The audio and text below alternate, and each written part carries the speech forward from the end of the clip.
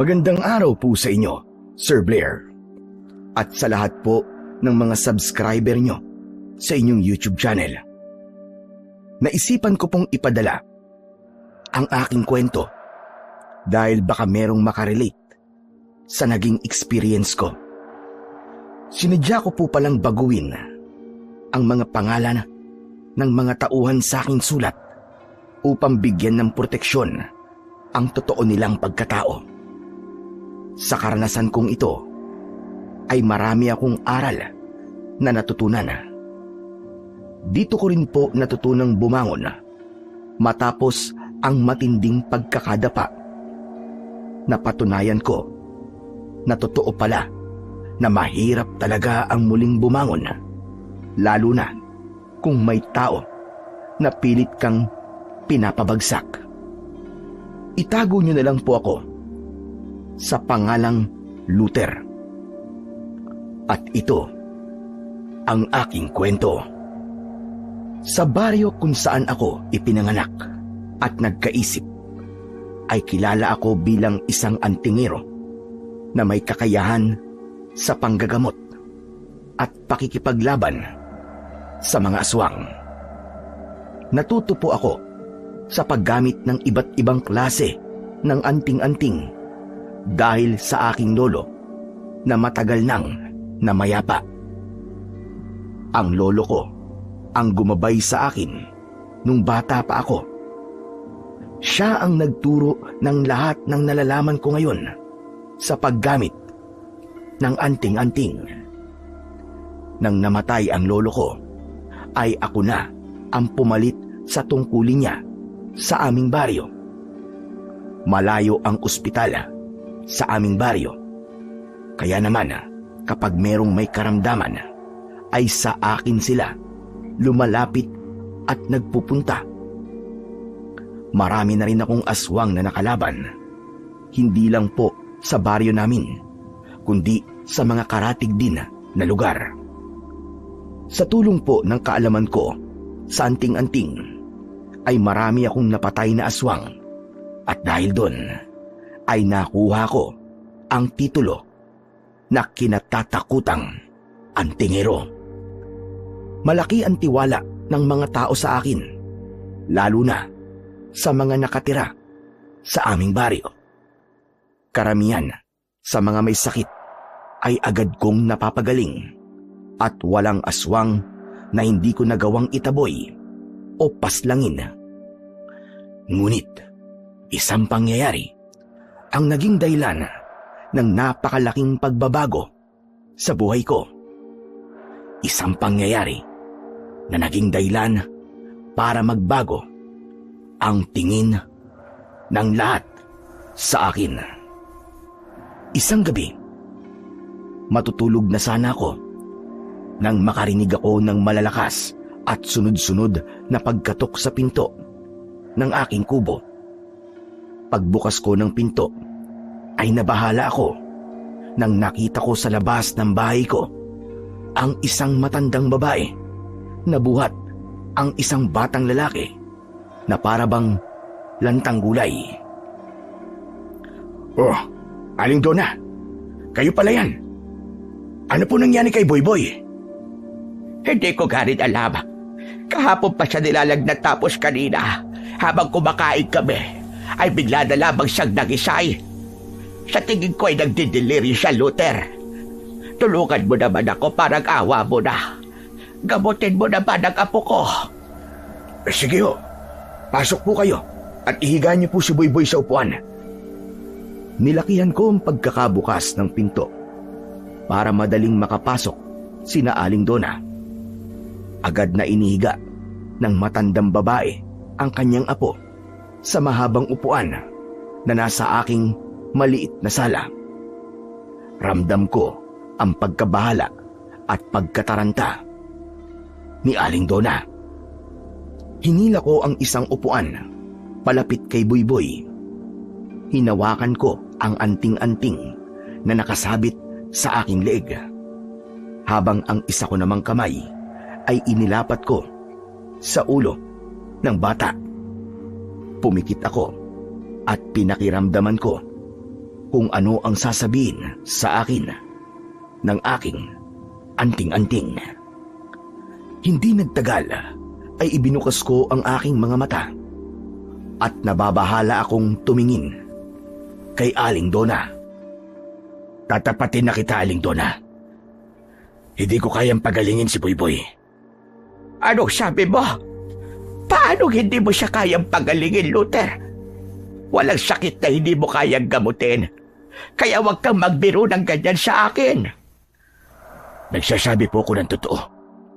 Mas makakabuti ho kung sa ospital sa bayan niyo siya dadalhin.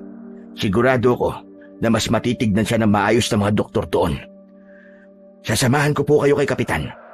Meron siya sasakyan na pwedeng magatid sa inyo kay Boyboy doon ho sa ospital.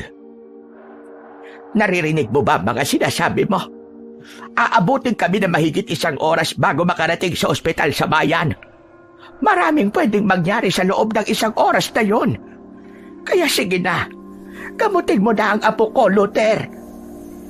Pero hindi ko nga po siya kayang gamutin, Aling Donna. Yun po ang sinabi sa akin ng anting-anting ko. Siguro ay hindi niyo po ito alam. Pero may iilan na pong nagpagamot sa akin na kapag hindi ko kayang gamutin, ay sinasabi ko na magtungo sila sa ospital. Hindi mo ba nakikita ang itsura ng apo ko, ha, Luther? Para na siyang patay na humihinga. Hindi ko na kayang dalhin pa siya sa ospital, lalo na't napakalayo nun dito sa atin at wala rin kaming pera. Maawa ka naman, Luther. Gamutin mo na ang apo ko. Pagalingin mo siya. Pasensya na po, Aling Donna. Pero ang tanging tulong na magagawa ko lamang ay ang samahan kayo kay Kapitan para maihatid kayo sa ospital. Tumiim ang bagang ni Aling Donna. Bahagyang naging matalim ang tingin niya sa akin at sa hindi malamang dahilan ay may kilabot akong naramdaman. Luminga siya sa kabuuan ng bahay ko at napansin kong huminto ang tingin niya sa aking papag.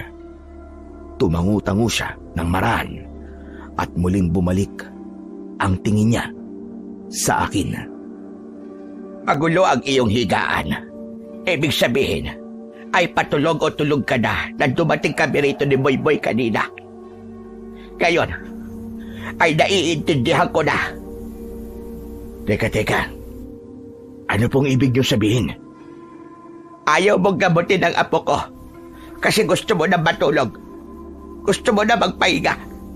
Na-istorbo ka namin at kaya mo kami pinapaalis. Ay ayaw mong gamutin si Boyboy. At dahil gusto mo nang ipagpatuloy ang pagtulog mo. Aba, hindi naman po totoo yan, Aling Donna. Hindi ko po ipagpapalit ang buhay ng isang tao sa pagpapahinga o pagtulog ko. Kahit na madaling araw pa kayo nagpunta rito, ay haharapin ko pa rin kayo. Hindi po totoo na kaya ko po kayo pinapapunta sa ospital ay dahil mas gusto kong matulog kaysa gamutin si Boyboy. Sinasabi ko lang po sa inyong katotohanan na hindi ko po kayang pagalingin ng inyong apo at mas makakabuti kung sa ospital niyo siya dadalhin. Hindi mo na kailangan magpaliwanag pa at hindi mo na kailangan magsinungaling sa akin. Naiintindihan ko na kailangan mong magpahinga dahil malalim ng gabi. Pasensya ka na, Luther, kung naabala pa namin ang pagtulog mo. Maliho ang iniisip nyo. Kaya ko pong isakripisyo ang lahat, kahit ang buhay ko, basta para sa buhay ng mga tao, lalo na sa mga nakatira rito sa ating baryo. Pero iba po ang sitwasyon ni Boyboy. Kailangan po niya ng medikal na atensyon mula sa mga totoong doktor. Sila po ang may kakayahang malaman kung ano ang totoong nangyayari kay Boyboy at sila rin na makapagbibigay ng tamang gamutan sa kanya. Kaya nga po ako nag-alok sa inyo na sasamahan ko po kayo kay Kapitan para mas mabilis niyong madadala si Boyboy doon sa ospital. Tama na, Luther. Tama na. Huwag ka na magpaliwanag. Hindi mo na kailangan linisin ang pangalan mo sa akin dahil ngayong gabi ay nakilala ko na kung sino ka talaga. Aling Donna, sandali naman. Maliho kayo ng pagkakaintindi. Tapos sinasabi mo na mahina ang utak ko. Wala ho kung sinasabing ganyan. Sinasabi ko lang po na mali kayo ng pagkakaunawa sa nangyayari ngayon. Alam niyo po, Aling Dona, mas mabuti pang pumunta na tayo ngayon kay Kapitan para madala na sa ospital si Boyboy kaysa nag-uusap tayo rito. Nagsasayang lang po tayo ng oras. Hindi na kailangan. Iuuwi ko na lamang ang apo ko sa bahay ko. Ako na ang bahalang gumawa ng paraan para gumaling siya. Pero Aling Dona, doktor po ang kailangan ni Boyboy. Pumayag na po kayong dali natin siya sa ospital. Manahimik ka! Ito ang tatandaan mo, Luther. Hindi ko makakalimutan ang gabing ito. Pinago mo ang tingin ko sa iyo. Akala ko ay mabuti kang tao, pero hindi pala. Mas uunahin mo pa ang magpahinga kaysa ang magligtas ng buhay ng iyong kapwa. Sa bagay, sino ba naman ako at ang apo ko sa baryong ito, hindi ba? Wala ka lamang mapapala sa amin kung tutulungan mo kami. Marahas akong tinabig ni Aling Dona at binuhat niya si Boyboy na wala pa ring malay. Malalaki ang mga hakbang na lumabas siya sa aking bahay. Sinundan ko siya hanggang sa labas ng aking bakuran. Hinawakan ko siya sa braso, pero pumiksi siya. Aling Dona naman, makinig po kayo sa akin. Hindi ko po talaga kayang gamutin ang apo nyo. Dali na po natin siya sa ospital. Hindi na. Hindi na ako hihingi ng tulong mula sa iyo kahit kailan. Lubayan mo na nga ako.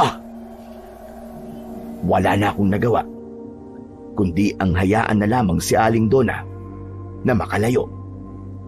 Nang sandaling yun, ay labis ang kaba na aking naramdaman. Sinabi kasi ng aking anting-anting na kung hindi magagamot ng tama si Boyboy, ay merong malaking posibilidad na mawala siya.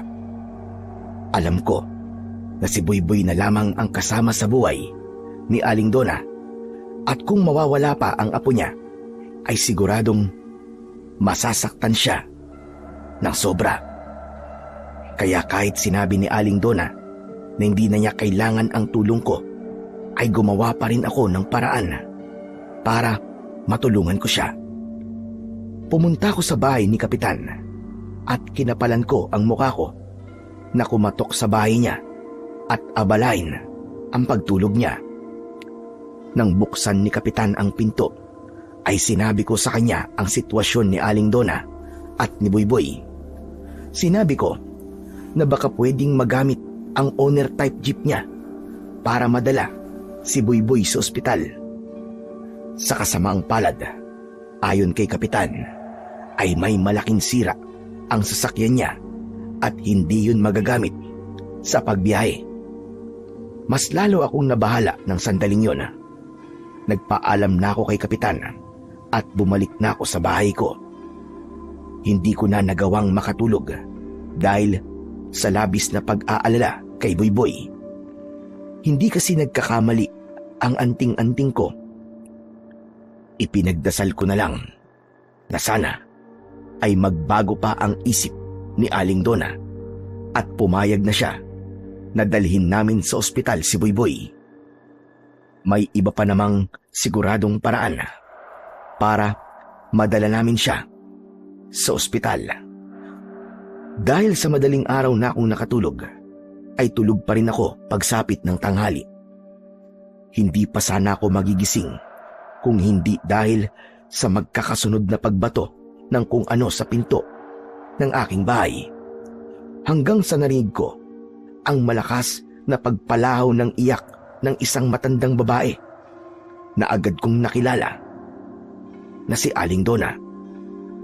Nagmamadali akong bumangon at pagbukas ko ng pinto ay lumipad ang isang bato at tumama yun sa noo ko. Napaaray ako at naramdaman ko ang dugong umagos sa aking muka. Doon ko nakita si Aling Dona sa harapan ng bahay ko habang umiiyak at may hawak na mga bato. Meron ding mga tao na nakatingin sa kanya na tila nagtataka sa nangyayari. Aling Donna, ano pong ginagawa niyo? Wala na siya. Patay na si Boyboy.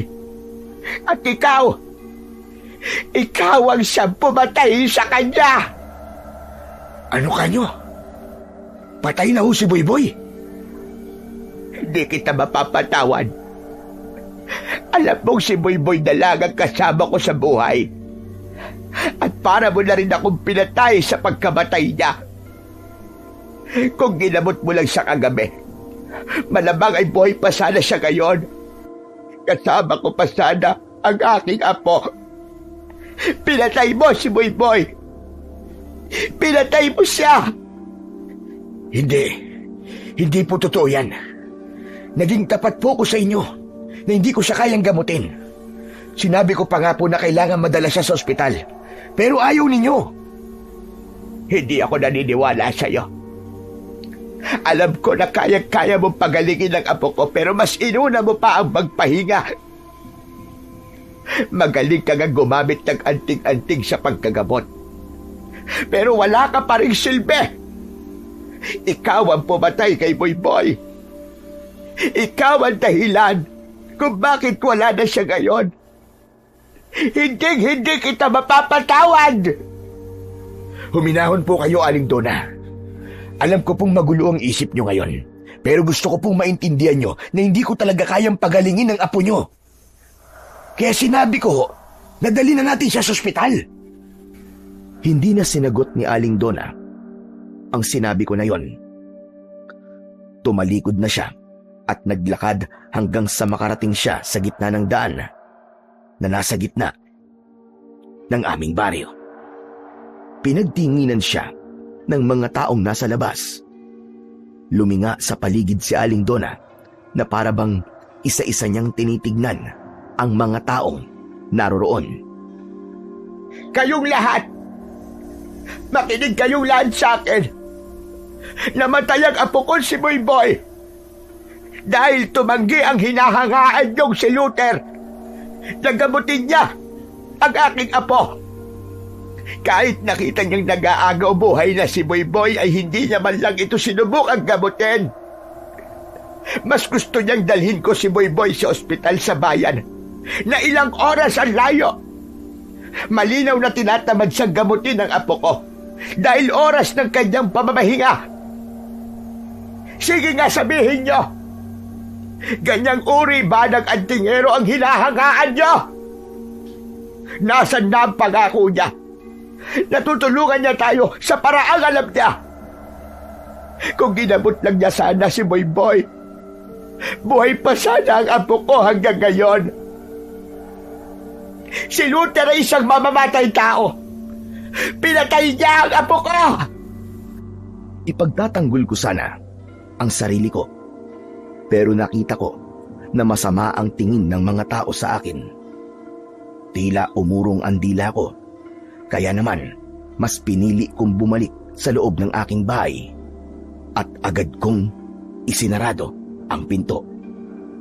Hindi ko maintindihan kung bakit ako ang sinisisi ni Aling Donna sa pagkamatay ng kanyang apo. Gayong naging matapat naman ako sa kanya na hindi ko yung kayang pagalingin. Nagpresenta pa nga ako na samahan siya kay Kapitan upang madala sa ospital si Boyboy. Ganun pa man, inunawa ko na lamang si Aling Donna na kaya ganun ang kanyang reaksyon ay dahil sa namatayan siya ng mahal sa buhay. Sa kabila ng galit na ipinakita ni Aling Donna sa akin, ay naisipan ko pa ring magtungo sa bahay niya upang doon ay makiramay. Iilan lamang ang taong naroon at agad kong nakita si Aling Donna na nakatayo sa harapan ng kabaong ni Boyboy. Lumapit ako sa kanya at nang humarap siya sa akin ay agad na rumihistro ang galit sa mukha niya. Aling Donna, nakikiramay ho ko sa inyo. Hindi ko kailangan ng pakikiramay ng taong pumatay sa aking apo. Lumayas ka rito! Lumayas ka! Aling Donna, sandali lang. Sana naman ay maintindihan nyo na wala akong kasalanan sa nangyari sa inyong apo. Hindi ko ho talaga siya kayang gamutin. Hindi po ako Diyos na lahat ng sakit ay kaya kong bigyan ng lunas. May limitasyon din po ang aking kakayahan. At ng gabing yun, alam ko na tanging doktor lamang ang makapagpapagaling kay Buyboy. Kung sinunod niyo lamang ako at nadala natin sa ospital si Buyboy, ay baka buhay pa siya ngayon. Anong sinabi mo? Bakit sa tono ng pananalita mo ay parang ako pa ang may kasalanan sa pagkamatay ng apo ko? Alam ko naman na kaya mo siyang pagalingin, pero hindi mo siya ginamot dahil tinatamad ka. Ikaw ang pumatay sa kanya. Kaya sana ay habang buhay kang usigin ng iyong konsensya. Hindi ka sana makatulog tuwing gabi. Naiintindihan ko po kung bakit ho kayo nagagalit. Pero sana ay mahanap ninyo sa inyong puso ang katotohanan na wala akong kasalanan. Alam na alam ko na ang katotohanan, at yun na ikaw ang pumatay sa aking si Buyboy. Hindi kita makakalimutan. Ikaw ang dahilan ng pagkamatay niya. Hindi ka totoong antigerong nanggagamot dahil pumapatay ka ng tao. Magsasalita pa sana ako nang biglang napahawak si Aling Donna sa kanyang dibdib. Gumuhit ang sakit sa mukha niya at bigla siyang napaupo. Lalapitan ko sana siya dahil baka inaatake siya sa puso. Pero inunahan ako ng mga taong naroon. Sila ang tumulong kay Aling Donna. Nanlalaki ang mga matang itinuro ako ni Aling Donna at saka siya sumigaw. May ginawa siya sa akin! May ginawa siya! Pinasikip niya ang aking paghinga! Walang hiya ka talaga, Luther! Matapos mong patayin ang apo ko, ay ako naman ang papatayin mo! Teka, wala ho akong ginagawa sa inyo! Sinungaling! Ang sakit ng dibdib ko! Hindi ako makahinga ng maayos! Magpapaliwanag pa sana ako. Pero sinabi sa akin ng isang babae na wag na muna akong lumapit kay Aling Donna at mas makakabuti kung aalis na lang ako. Kahit gusto ko sanang sabihin na wala akong kinalaman sa pagsikip ng dibdib ni Aling Donna, ay wala na akong nagawa kundi ang umalis at baka mas lalong magkagulo kung mananatili pa ako ron. Nang sumunod na araw ay isinagawa ang paglilibing kay Buyboy. Gusto ko sanang tumulong sa paglilibing sa kawawang bata, pero pinigilan ko ang sarili ko na gawin yon. Napagtanto ko na mas makakabuti kung iiwas muna ako kay Aling Donna. Umasa na lang ako na darating ang araw na mapagtatanto niya na wala talaga akong kasalanan sa nangyari sa kanyang apo.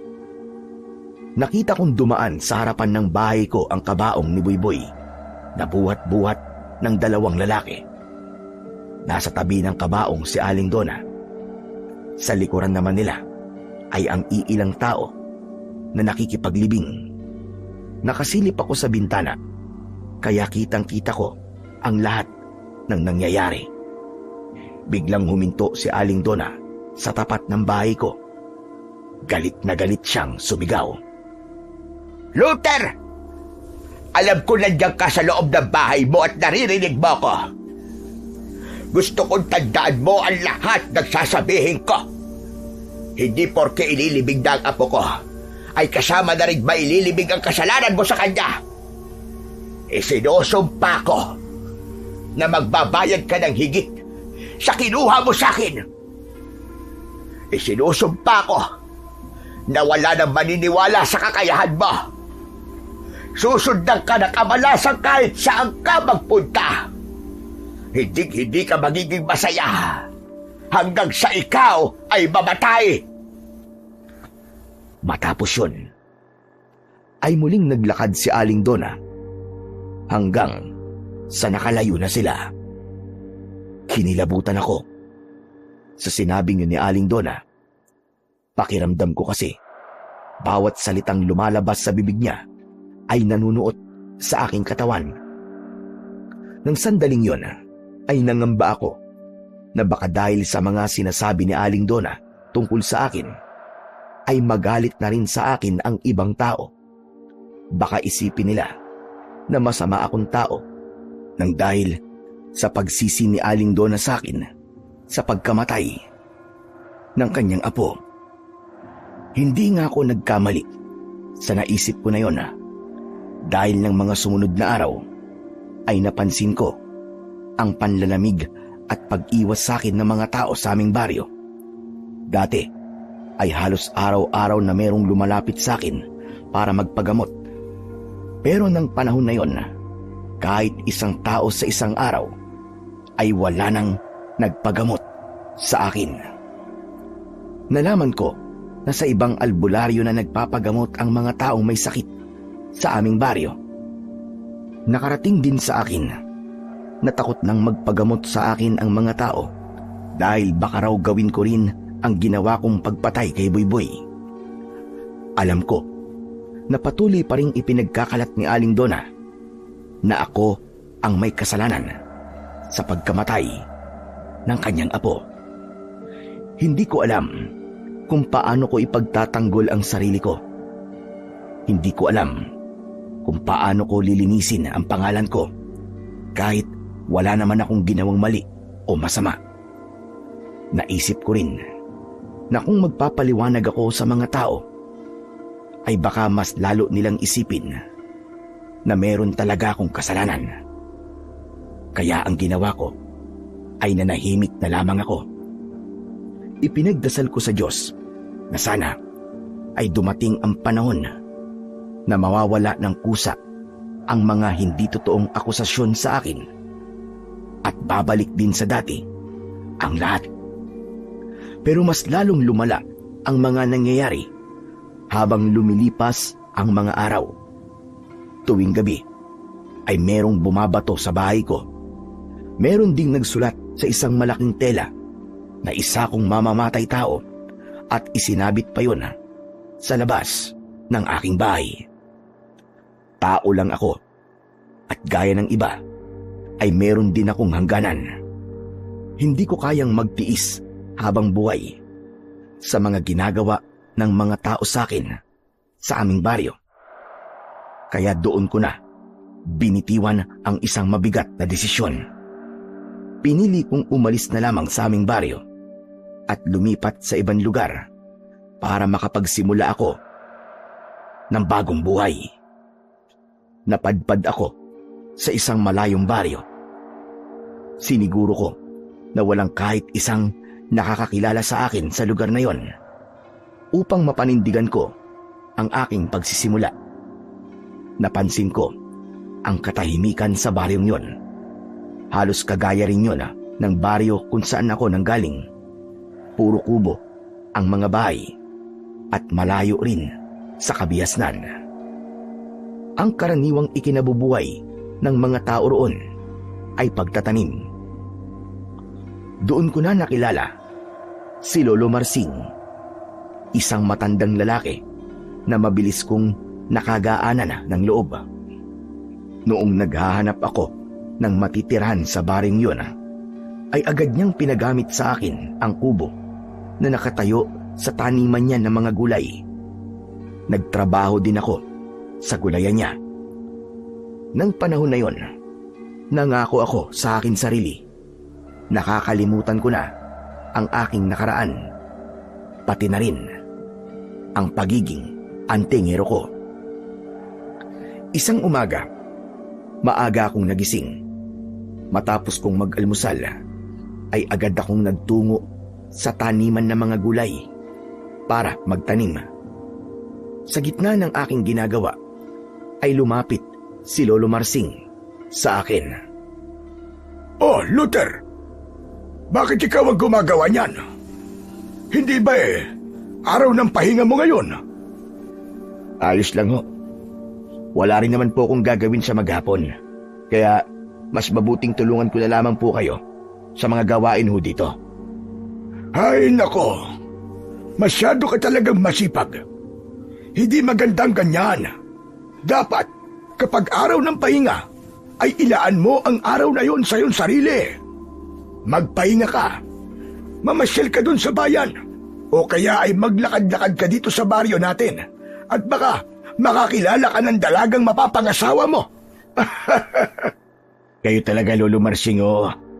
Wala pa po sa isip kong pag-asawa. Saka na po yan, kapag meron na po akong maayos na trabaho at kita. Mahirap pong bumuo ng pamilya kapag wala hong pera. Diyos ko, mangyayari pa kaya yon? Hindi ka naman yayaman sa pagtatrabaho mo sa akin dito. Aba, hindi ba'y 40 ka na? Dapat sa edad mong yan ay may asawa ka na at mga anak. Bay ako nga, kung di mo na itatanong, 18 ako nang magkaroon ng anak.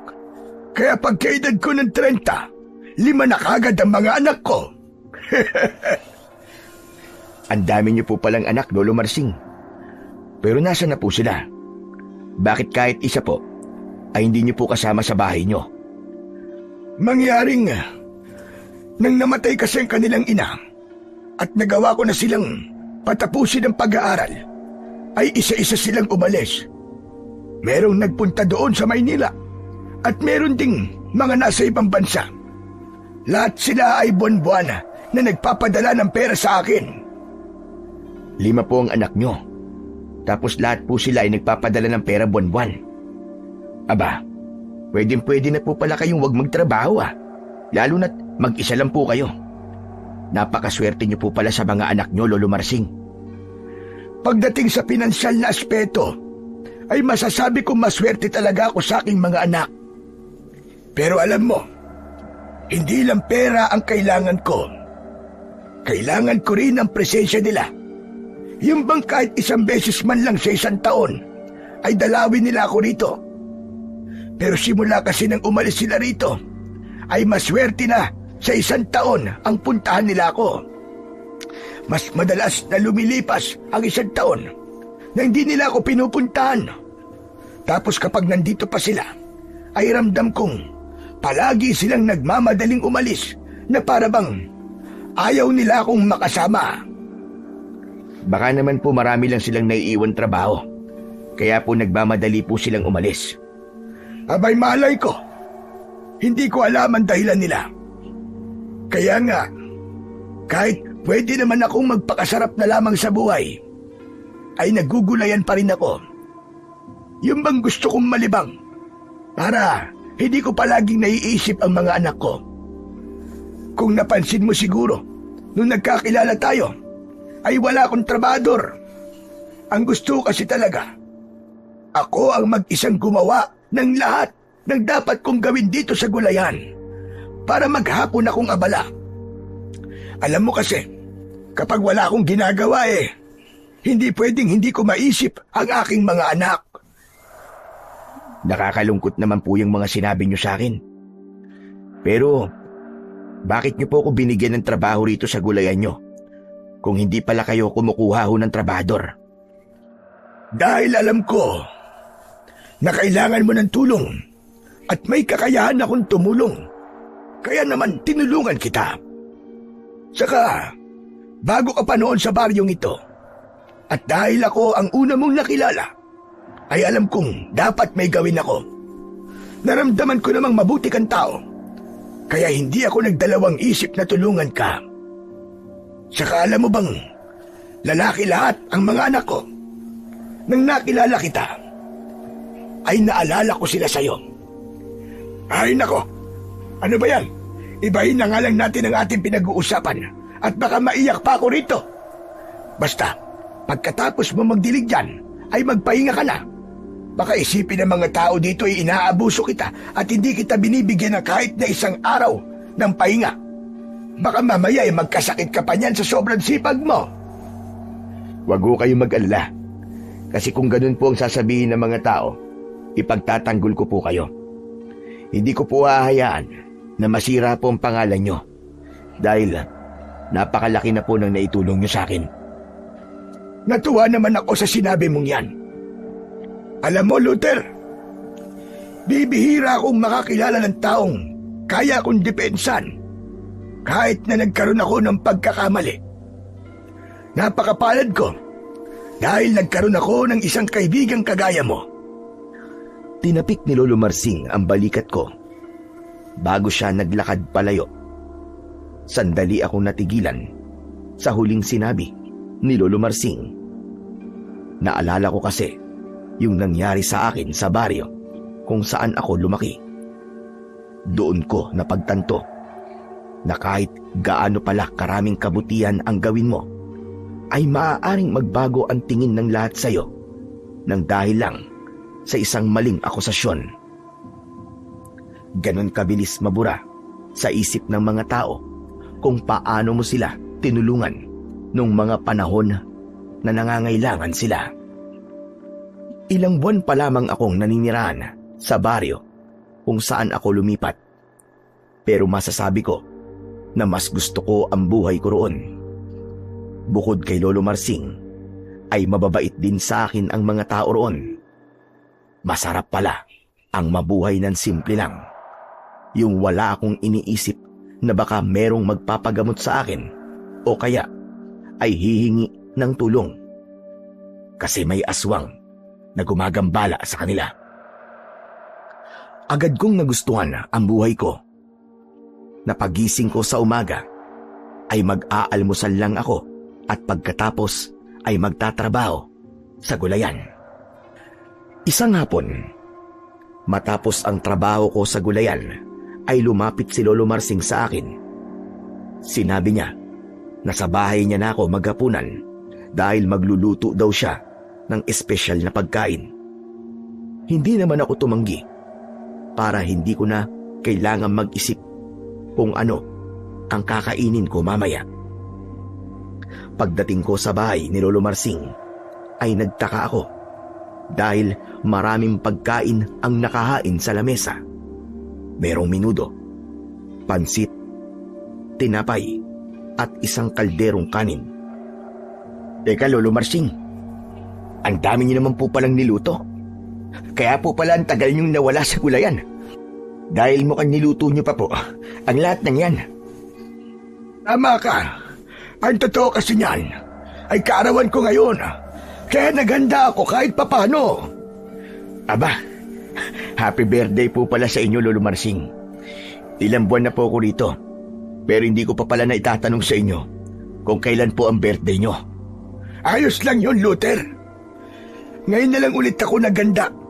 Kasi alam kong meron akong makakasalo sa pag-ubos ng mga handa ko.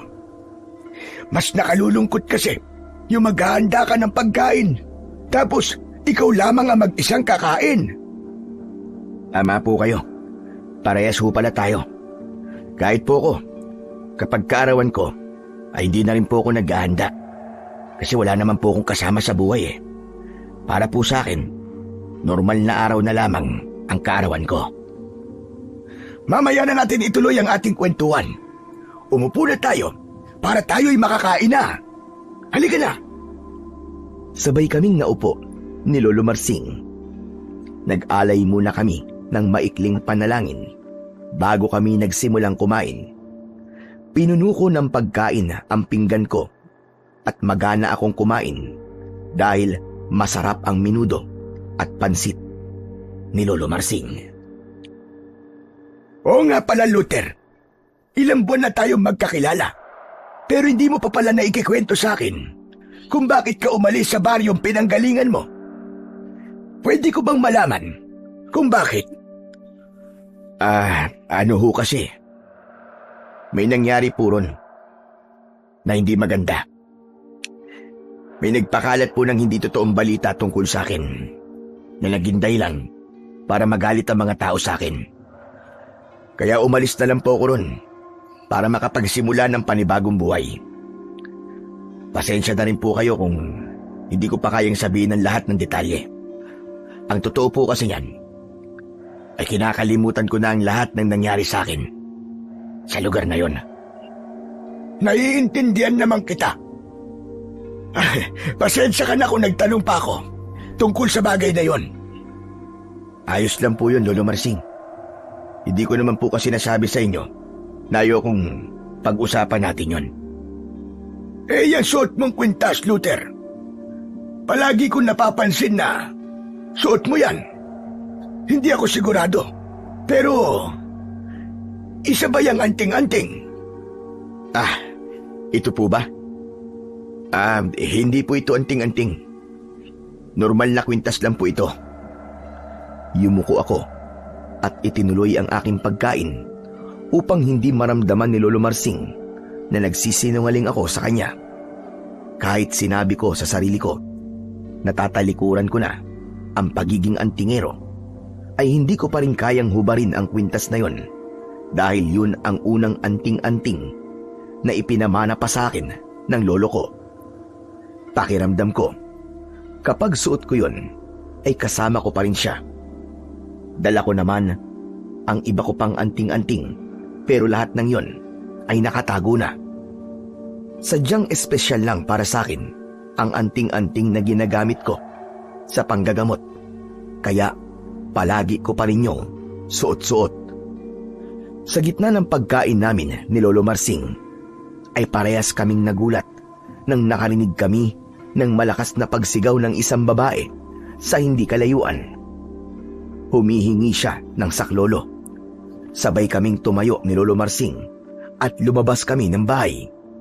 Nagpunta kami sa bahay ng kapitbahay ni Lolo Marsing na si Aling Erlinda. Nagulantang kami nang naabutan namin si Aling Erlinda na nakahandusay sa saig habang hawak ang tiyan at namimilipit sa sakit. Humingi siya ng tulong sa amin na dalhin siya sa ospital. Nang sandaling yon, ay hindi ko na naisip ang ipinangako ko sa aking sarili. Nakakalimutan ko na ang aking pagiging antingero. Lumapit ako kay Erlinda at hinawakan ko ang aking anting-anting. Inilapat ko ang kamay ko sa tiyan niya at umusal ako ng dasal. Hindi nagtagal ay huminto na sa pagsigaw si Aling Erlinda. Tinulungan ko siyang tumayo at tinanong niya ako kung anong ginawa ko para mawala ang labis na pananakit ng kanyang tiyan. Wala naman po kong ginawang kakaiba. Hinilot ko lamang po ang tiyan nyo. Ganun po kasi ang ginagawa ko kapag masakit po ang tiyan ko. Sige po, Aling Erlinda, aalis na po ako. Nagmamadali akong bumalik sa bahay ni Lolo Marsing. Muli akong umupo para kumain. Nang dumating si Lolo Marsing, ay nakita ko ang tingin niya sa akin na may kasamang pagtataka. Luther, paano mo nagawang pagalingin si Erlinda ng ganong kabilis? Isa ka bang albularyo? Po? Abay, paano naman po ako magiging albularyo? Wala naman po akong kaalaman sa panggagamot. Parang imposible ang sinasabi mo. Nakita ko na hinawakan mo lang ang tiyan ni Erlinda. Tapos nawala na kagad ang pananakit ng kanyang tiyan. Hinilot ko lamang po ang tiyan niya, Lolo Marsing. Itinuro po sa akin yun ng lolo ko. Kasi nung bata pa po ako, madalas pong sumasakit ang tiyan ko. Di sana, Lolo Marsing, kung may alam po ko sa panggagamot, ay naging albularyo na po ako dito po sa baryo nyo, hindi po ba? Sa bagay, may punto naman ang sinabi mo. Hindi lang talaga ako makapaniwala sa nakita ko kanina. Ngayon lang ako nakakita ng taong kayang alisin ang pananakit ng tiyan ng ganung kabilis. Yun lang po ang kaya kong gawin. Bukod dun, ay wala na po akong ibang kayang pagalingin na sakit. Kapag pala masakit ang tiyan ko, ay sa'yo na lang ako lalapit kesa naman iinom ako ng kung ano-anong halamang gamot. Sige, ang mabuti pa'y kumain na tayo. Kung may matitira, ay pwede ka magbalot para pwede mong kainin bukas ng umaga. Ngiti na lamang ang isinagot ko kay Lolo Marsing. Nagpasalamat ako kasi naniwala siya sa mga sinabi ko. Hindi ko naman ikinakahiya ang karunungan ko sa panggagamot. Pero alam ko na kung may ibang makakaalam ng mga kaya kong gawin, ay mas lalo kong mahihirapang kalimutan ang aking nakaraan. Nangako rin ako sa sarili ko na yun na ang huling beses na gagamitin ko ang aking anting-anting sa panggagamot. Paulit-ulit kong sinabi sa aking utak na kailangan kong mamuhay gaya ng mga normal na tao at walang ibang paraan para mangyari yon kundi ang tuluyan kong talikuran ang mga dati kong ginagawa sa baryong nilisan ko. Pero ng mga sumunod na araw ay tila sinubok ako ng pagkakataon. Isang misteryosong sakit ang biglang kumalat sa baryo ni na Lolo Marsing. Lahat ng tinamaan ng sakit na yon ay nagkakaroon ng napakataas na lagnat at labis na panginginig at panlalamig tuwing gabi. May iba pa na tinubuan ng mapupulang pantal sa balat. Karamihan sa tinamaan ng sakit ay mga bata. Dahil malayo ang ospital, ay nagtiyaga na lamang ang mga tao sa mga halamang gamot at paghingi ng tulong sa ilang albularyo. May parte ng utak ko na nagsasabi na kailangan may gawin ako. Alam kong may kakayahan akong pigilan ang pagkalat ng sakit. Naniniwala ko na kaya kong pagalingin ang mga taong tinamaan ng sakit na yon. Pero nanindigan pa rin ako sa aking desisyon. Sigurado kasi ako na sa oras na malaman ng mga tao ang aking kakayahan na manggamot gamit ang anting-anting, ay magsisimula na ulit ang pagiging antingero ko. Isang tanghali, sandali akong nagpahinga sa pagtatrabaho sa gulayan para kumain. Pumuesto ko sa ilalim ng mayabong na puno ng mangga. Magsisimula na sana akong kumain nang dumating si Lolo Marsing. May dala siyang 2 kaldero at pinggan. Tamang-tama pala ang punta ko rito dahil manananghalian ka na. Nagluto pala ako ng adobong manok. Ito na ang pagsaluhan natin. Ayos na ayos Lolo Marsing. Di hamak po na mas masarap po yan kesa po dito sa ulam ko na itlog na maalat at kamatis. Bakit yan lang ang ulam mo? Hindi ba't sumahod ka noong nakaraang linggo? Naubos na ba kagad ang pera mo? Oo Nagpapagawa po kasi ako ng pawid kay Aling Maria. Nabubulok na po kasi yung bubong ng kubo ninyo rito sa taniman ho. Kailangan na pong mapalitan yon bago dumating ang tag-ulan. Bakit hindi mo sinabi sa akin? Para ako nang nagpagawa. Ako nagmamay-ari ng kubong tinitiran mo. Kaya dapat ay ako magpapagawa kung merong sira roon. Tignan mo. At nagastos mo patuloy ang sahod mo sa pagpapagawa ng pawid.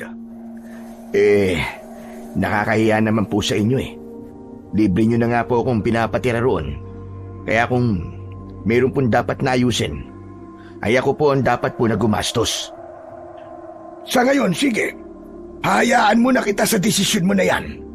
Pero sa susunod, kung may dapat ayusin sa kubo na tinutuluyan mo, ay magsabi ka lang sa akin at ako na ang bahala. Saka kung wala ka ng pera, ay huwag kang mahihiyang magsabi sa akin at pwede kitang pautangin o pabalihin. Maraming salamat po, Lolo Marsing. Talaga hong napakaswerte ko dahil nakilala ko po kayo. Grabe, sobrang bait niyo po. Mabait ka rin naman kasi. Kaya dapat lang nasuklian ko ang kabaitan na binibigay mo.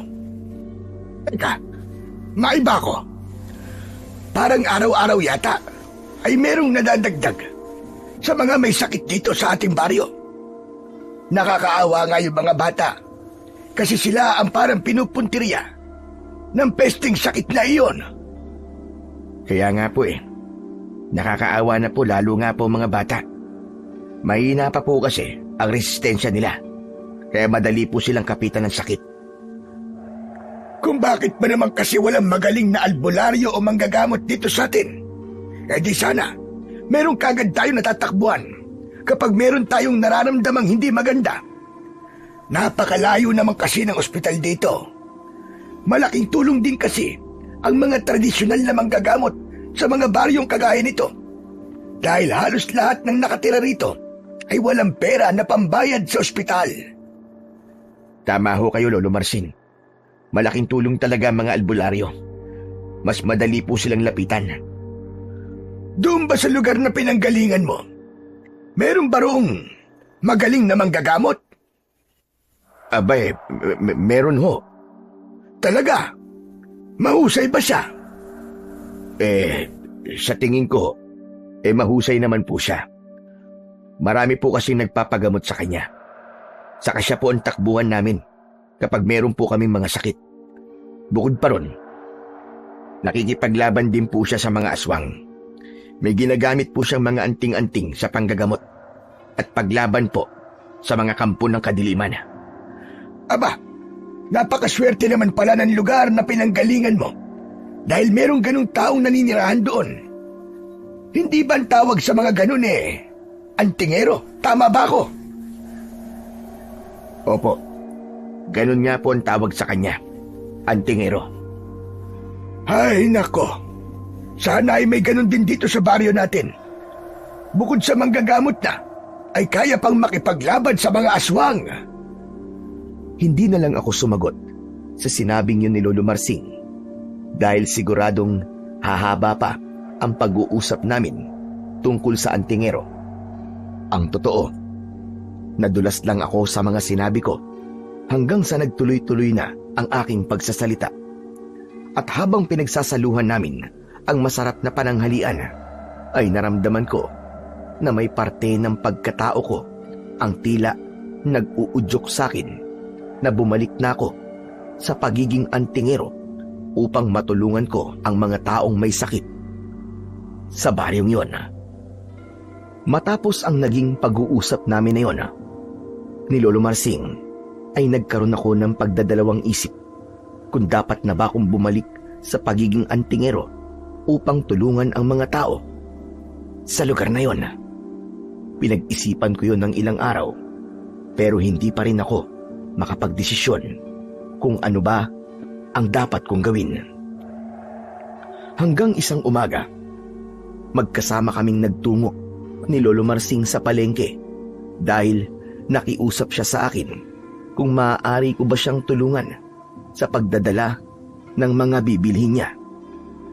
Pagkatapos naming mamalengke, ay naglakad na kami pauwi. Isang bayong ang bitbit ni Lolo Marsing, habang dalawa naman ang sa akin. Napahinto kami nang makita namin ng isang tagpo na nakakawasak ng puso. Isang babae ang karga ng kanyang anak na lalaki na tila wala ng buhay. Humihingi ng saklolo ang babae sa mga tao dahil aniya ay hindi na humihinga ang kanyang anak. Hindi ko napigilan ang mapaluha sa aking nakita. Pakiramdam ko ay unti-unting dinurog ang puso ko. Bumalik sa alaala ko ang gabing dinala ni Aling Donna ang apo niya sa bahay ko. Naisip ko na meron sana akong magagawa para iligtas ang buhay ng batang yon kung kumilos lang ako.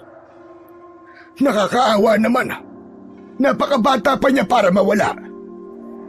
Talagang hindi na magandang nangyayari rito sa baryo natin. Bakit kasi parang walang ginagawa ang gobyerno para matulungan ng mga may sakit dito? Teka sandali. Ayos ka lang ba, Luther? Bakit ka umiiyak? Ano ho kasi? Naaawa lang po ako sa bata. Tama po kayo. Napakabata pa po niya para mawala. Dahil paniguradong napakarami pa sanang pwedeng mangyari sa kanya. At siguradong marami pang buhay ang mawawala kung hindi masusolusyonan ang pagkalat ng sakit sa baryo natin. Ay Diyos ko, ang mabuti pa'y umuwi na tayo. At mahirap na magtagal rito sa labas. Hindi kasi natin alam kung nakakahawa ba ang sakit na yan. Mabigat ang paa na naglakad ako papunta sa bahay ni Lolo Marsing. Hindi ko maiwasang hindi sisihin ang aking sarili.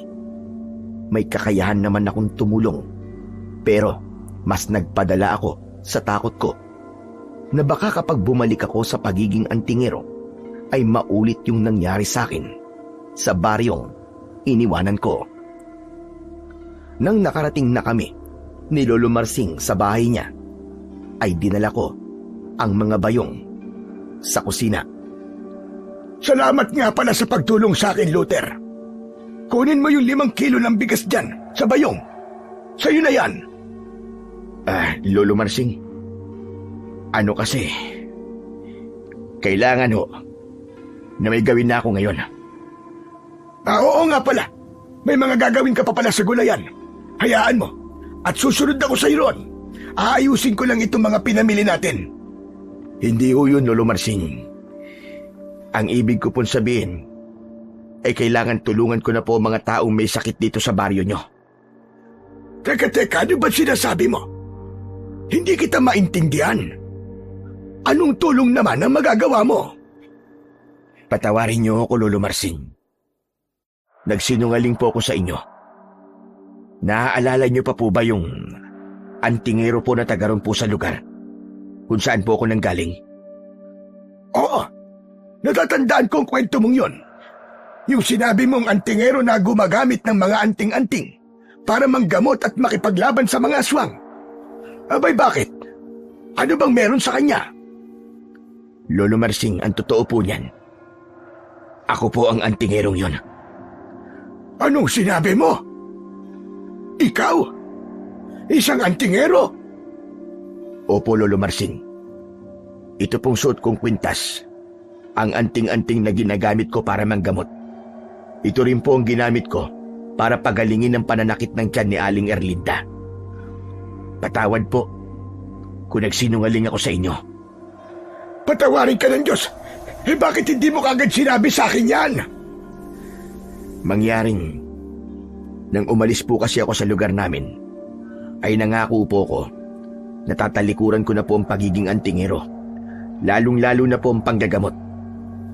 Natakot po ko na baka maulit yung nangyari sa akin sa nakaraan ko kapag binalikan ko po ang ganong gawain. Diyos ko, totally umamin ka na rin sa akin kung sino ka ban talaga. Baka pwede mo na rin sabihin sa akin kung ano ang dahilan ng takot mo na yan. May isang matandang babae po kasi ang nagdala sa akin ng apo niya na may sakit. Napag-alaman ko po na hindi ko kayang pagalingin ng apo niya. Kaya sinabi ko na mas makakabuti kung dadalhin namin ang kanyang apo sa ospital. Pero pinag-isipan niya pa po ako ng masama. Sinabi niya na tinatamad lamang akong gamutin ang kanyang apo. Kaya nang mamatay ang apo niya, sinisi niya ako. Ipinagkalat niya pa ako sa iba na ako ang pumatay sa kanyang apo. Ilang taon ko pong inalagaan ang aking pangalan sa aming lugar. At hindi ko po akalain nang dahil lang sa isang maling akusasyon ay masisira ako sa lahat. Nagalit po ang mga tao sa akin at kinalimutan nila ang ilang taon na nagsilbi ako sa kanila at tumulong sa kanila. Itinuring nila ako na parang isang napakalaking salot at kriminal. Kaya naman, nagdesisyon akong umalis sa aming lugar at maghanap ng lugar kung saan ako pwedeng magsimula ng panibagong buhay. Ngayon ay naiintindihan ko na. Kaya hindi talaga ako naniwala na nagawa mong pagalingin si Erlinda noon. Nang dahil lang sa paghilot sa kanyang tiyan. Alam ko kasi na ilang taon nang iniinda ni Erlinda ang pananakit ng kanyang tiyan. At nakausap ko siya nung isang araw. Sinabi niya sa akin na simula nang haplusin mo ang tiyan niya, ay hindi na yun sumakit kahit kaunti. Na para daw bang may kasamang himala ang iyong mga kamay. Ito pong anting-anting ko ang dahilan ng paggaling niya. Ipinamana pa po ito sa akin nang namaya pa ako pong lolo. Kung ganun, kaya mo bang pagalingin ang mga may sakit dito sa atin? Baka ikaw na ang pag-asang hinihintay naming lahat. Sa tingin ko po, ay kaya ko silang pagalingin. Pero Lolo Marsing, natatakot po ako. Pwede ko naman silang gamutin. At alam ko nang kasunod na mangyayari ay makikilala ko ulit bilang isang antingero na nanggagamot. Natatakot po ako na baka kapag may nakita silang hindi maganda sa akin, ay husgahan nila ako kagad at kailangan ko na namang umalis para maghanap ng ibang lugar kung saan ako magsisimula ng panibago kong buhay. Naiintindihan ko kung bakit natatakot ka, Luther. Kung ako nakaranas sa mga nangyari sa'yo, ay mas pipiliin ko rin ang umalis sa lugar na yon. Mahirap mabuhay kapag lahat ng tao ay masama ang tingin sa iyo at masakit kapag nawala ang tiwala sa iyo nang dahil lang sa isang maling paratang. Pero ang lugar nyo ay iba sa lugar na ito. Maaaring hindi mangyari sa iyo rito ang nangyari sa iyo sa lugar nyo, Luther. Kailangan namin ng tulong mo. Huwag kang mag-alala. Kung sakaling mangyari ang kinatatakutan mo, ay nandito ako para ipagtanggol ka. Hindi ko hahayaan na masirang muli ang pangalan mo nang dahil sa maling akusasyon sa iyo. Dahil kilala kita at alam kong isa kang mabuting tao. Panahon na para muli mong ilabas ang pagiging antingero mo. May dahilan kung bakit sa lugar na ito ka napunta. Tinapik ni Lolo Marsing ang balikat ko at ngumiti siya nang magtama ang aming mga mata. Nang dahil sa mga sinabi niya, ay tuluyang nawala ang pag-aalinlangan ko. Napagtanto ko na tama si Lolo Marsing. May dahilan kung bakit ako nasa lugar nila. At yun ay upang tuluyan ng tapusin ang sakit na kumakalat at nagpapahirap sa napakaraming tao. Sinuportahan ako ni Lolo Marsing sa mga dapat kong gawin. Sinamahan niya ako sa kapitan ng baryong yon para sabihin ang aking kakayahan na magpagaling ng mga may sakit. Nung una ay nagbahay-bahay kami para puntahan ang mga taong tinamaan ng misteryosong sakit at ginamit ko ang aking anting-anting at kakayahan sa panggagamot. Pero dahil sa dami ng may sakit, ay kulang ang isang araw para magamot ko silang lahat. Isang araw lamang ang lumipas, ay nabalitaan ko na gumaling na ang mga taong ginamot ko. Tuwang-tuwa na ibinalita yun sa akin ni Lolo Marsing. Luther! Luther! Napakagandang balita! Alam mo bang lahat ng taong ginamot mo ay bumuti na ang pakiramdam? May ilan akong nakausap sa mga ginamot mo nung nakaraang araw at nagpapasalamat sila sa iyo ng sobra. Napakagandang balita nga po niyan. Masaya po ako na nakatulong po ako sa kanila. Totoo nga na napakahusay mong antingero at manggagamot. Ngayon lang ako nakakilala ng kagaya mo, Luther. Lahat po ng kaalaman na meron ako ngayon ay utang ko po sa aking lolo. Kung hindi po siya naging matyaga sa pagtuturo sa akin, ay wala po akong ganitong kakayahan. Maraming salamat din sa iyong lolo. Salamat dahil pinalaki ka niya ng maganda at maayos. Maraming salamat din po sa inyo. Kasi kayo po ang dahilan kung bakit ako bumalik sa panggagamot. Kung hindi po dahil sa mga sinabi niyo sa akin, ay hindi ko po mapagtatanto na kahit na anong gawin kong pagtakas, ay hindi ko matatakasan ang aking tungkulin. Masaya po akong makatulong dito sa baryo po ninyo, Lolo Marsing. Baryo natin, Luther. Baryo natin. Parte ka na ng komunidad dito. Magsasalita pa sana ako nang may biglang dumating na babae. May kasamang 2 bata. Sinabi niya na nabalitaan niya na nagpagaling ako ng mga may sakit at nakiusap siya na pagalingin ko rin ang mga anak niya. Walang pagdadalawang isip na pumayag ako at agad kong sinimulan ang panggagamot sa 2 bata gamit ang aking anting-anting. Hindi pa roon natapos ang aking panggagamot. Dahil sa araw na yon ay marami pang nagpunta sa bahay ni Lolo Marsing para magpagamot sa akin. Malugod ko naman silang tinulungan at muli kong naramdaman ang saya kapag meron akong natutulungan gamit ang aking pagiging antingero. Sa mga sumunod na araw ay naging abala ko sa panggagamot sa mga may sakit. Nagdesisyon si Lolo Marsing na sa bahay niya na ako manirahan para mas madali akong mapuntahan ng mga tao. Medyo malayo kasi yung kubo kung saan ako nakatira at mahihirapan ang mga taong puntahan ako, lalo na yung mga may sakit. Isang linggo kong walang tigil na nanggagamot, pero kahit katiting na pagod ay wala kong naramdaman. Aminado ko na namiss ko ang makatulong sa ganung paraan. At sa kabila ng lahat ay hindi ako naningil kahit piso. Kahit may ilan na gustong magbayad ay tinanggihan ko yon. Pero may ilan na nagbigay ng prutas, gulay at karne na tinanggap ko naman. Isang gabi, habang naghahaponan kami ni Lolo Marsing, ay napansin kong nakatingin si Lolo Marsing sa mga nakatambak na prutas at gulay sa may sala.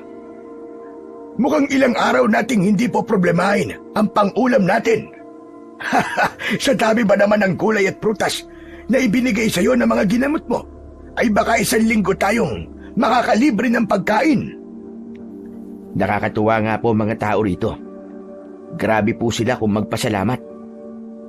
Napakalaki kasi ng tulong na nagagawa mo. Pero napansin ko rin na hindi mo tinatanggap ang perang ibinabayad sa iyo. Sayang naman ang mga yon. Makakaipon ka sana kung tinanggap mo ang mga yon. Kahit naman po sa lugar namin, ay hindi po ako nagpapabayad ng pera. Okay na po sa akin yung mga bigay nila gaya ng prutas at gulay. Isa po kasi sa mahigpit na bili ng lolo ko na wag kong gagamitin ang kakayahan ko para abusuhin ang mga tao. Saka para po sa akin, hindi trabaho ang pagiging antingero, kundi isang paraan para makatulong ako sa aking kapwa. Hindi na ako nagtataka kung bakit nagkaroon ka ng ganyang kakayahan. Alam kasi ng Panginoong Diyos na gagamitin mo yan sa kabutihan at hindi sa panlalamang. Ang Diyos na ang bahalang bumawi sa iyo. Napangiti ako ng malaki sa sinabi ni Lolo Marsing. Nang sandaling yon, ay naalala ko ang isa sa mga sinabi sa akin noon ni Aling Donna na kahit saan ako magpunta, ay hindi ako magiging masaya. Ang totoo, ay dumiin sa utak ko ang sumpang yon ni Aling Donna. Kaya nagkaroon din ako ng matinding takot na bumalik ako sa pagiging antingero. Pero dahil sa mga nangyayari sa akin sa baryong nilipatan ko, ay napagtanto ko na wala naman pala akong dapat katakutan at walang bisa ang sumpang yon ni Aling Donna. Ilang araw pa akong nagpatuloy sa panggagamot sa mga tinamaan ng misteryosong sakit hanggang sa wala nang natirang may sakit. Labis ang kasiyahan ko dahil muli kong nagamit ang aking kakayahan sa kabutihan at pagtulong sa aking kapwa. Nagkaroon ng pagtitipon sa plaza ang lahat at doon na isang programa ang kanilang ginawa bilang pasasalamat sa akin. Nang nagsalita ako sa harapan ng mga tao, ay hindi ko napigilang maging emosyonal dahil kahit sandali pa lamang ako sa baryo na yon, ay ramdam ko na kagad ang mainit nilang pagtanggap sa akin. Hindi ko kasi naranasan ang ganong klase ng pasasalamat sa lugar kung saan ako nanggaling. Nang natapos na ang problema namin sa kumalat na sakit, ay bumalik na sa normal ang buhay ng lahat. Nakilala na ako sa baring yon bilang isang antingero na may kakayahan na manggamot. May mga araw din na merong nagpupunta sa akin para magpagamot at malugod ko naman silang pinagsisilbihan. Ngunit ang kapayapaan sa baryong yon ay nasira nang may isang binata ang bigla na lamang nawala. Nang sumunod na araw ay isang babae naman ang misteryosong nawala at nagbigay yon ng takot sa nakakarami. Naalerto ang lahat, lalo na ang mga tanod at si Kapitan. Tumulong kami ni Lolo Marsing sa paghahanap sa mga taong nawawala. Tuwing gabi ay sumasama kami sa pagroronda upang masiguro na wala na ulit mawawala. Pero kahit na anong pagbabantay ang ginawa namin, ay may nawala pa rin.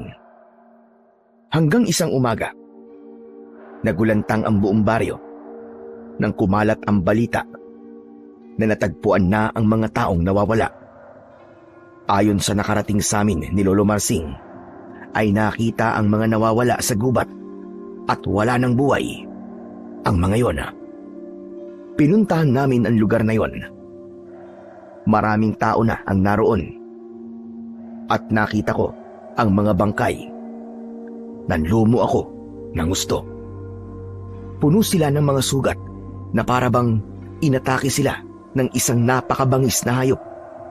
Meron silang malalalim na kagat at kalmot sa iba't ibang parte ng kanilang katawan. May isa pa na wakwak ang tiyan at halos wala na ang lamang loob. Tulala ako nang bumalik kami sa bahay ni Lolo Marsing. Uminom ako ng tubig upang kumalma ako. Nakakalungkot. Napatay na pala mga taong nawawala. Grabe. Nakakaawa ang pamilya nila. Dahil alam kong umasa sila na buhay pa nilang matatagpuan ang mga mahal nila sa buhay. Pero, ano kayang klase ng hayop ang gumawa nun sa kanila?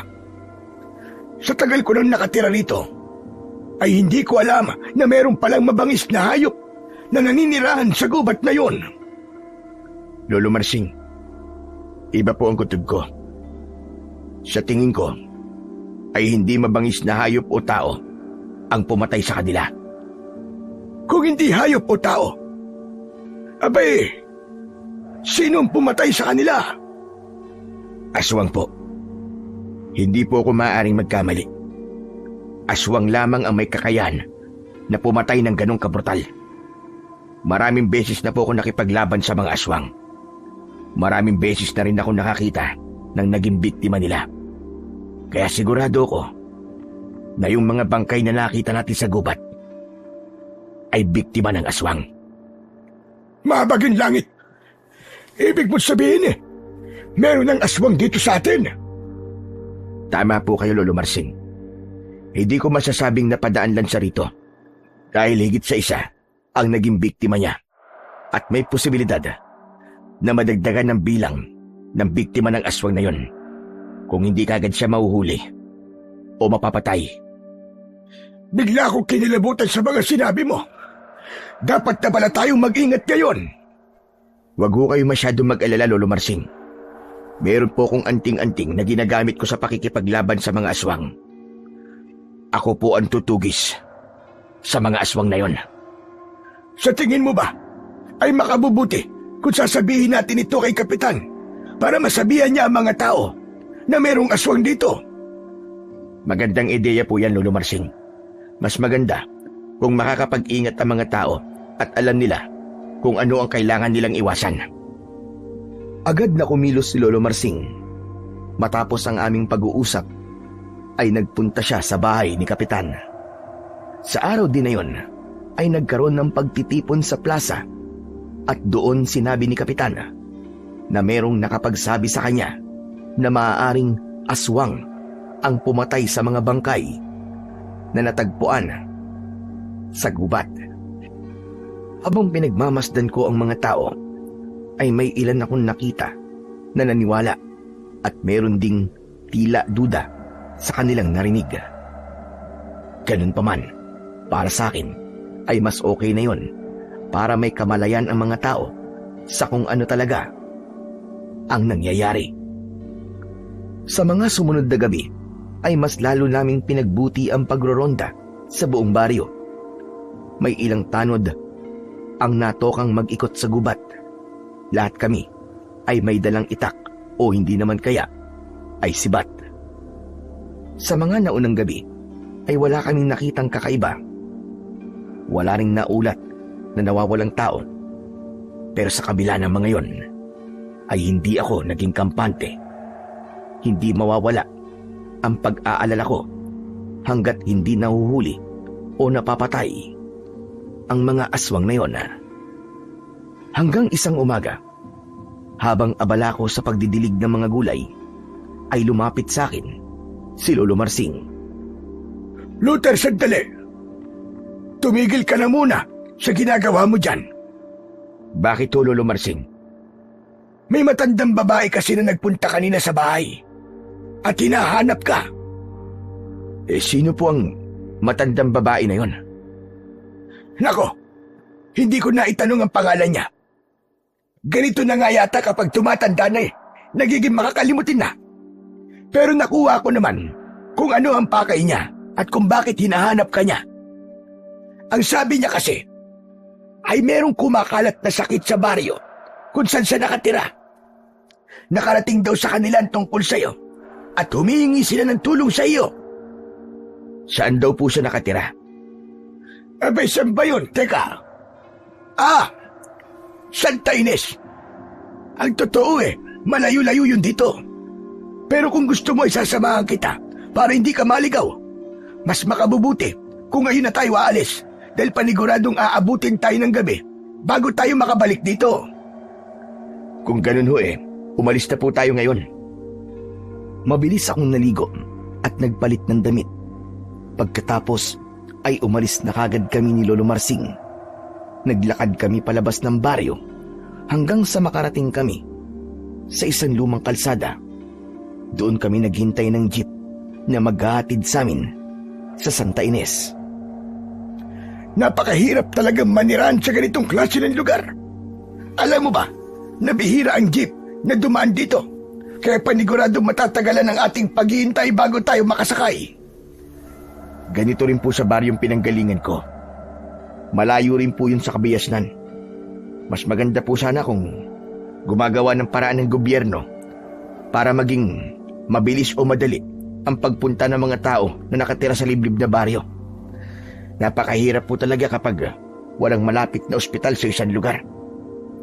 Sinabi mo pa, hindi naman pwedeng lahat ay iasa sa mga albularyo, lalo na't hindi naman lahat ng sakit ay kaya niyong pagalingin. Tama ba ako? Tama ho kayo, Lolo Marsing. Kagaya na lang po nung batang naikwento ko po sa inyo noon. Yung namatay kasi hindi ko po kayang gamutin. Huwag na natin pag-usapan ng bagay na yan at baka malungkot ka na naman. Basta sa baryo natin ay nakikita namin ang ginagawa mo, Luther. Napakaswerte nga namin dahil sa baryo ka namin napadpad. Maraming salamat po, Lolo Marsing. Napakasarap pong marinig ang mga ganyang salita matapos ang lahat ng mga pinagdaanan ko. Napakasaya ko na nakahanap ako ng bagong tahanan. Sa totoo lang po, nung umalis ako sa baryo namin, ay inisip ko na puro kamalasan ang mangyayari sa akin. Alam mo, Luther, kung totoong may kasalanan ka, dapat ay kamalasan talaga ang puros mangyayari sa'yo. Pero malinaw na malinis ang iyong konsensya dahil sunod-sunod ang magagandang bagay na nangyayari sa'yo ngayon. Tingnan mo nga, at hindi na lang sa baryo natin ikaw kilala, kundi sa ibang lugar na rin.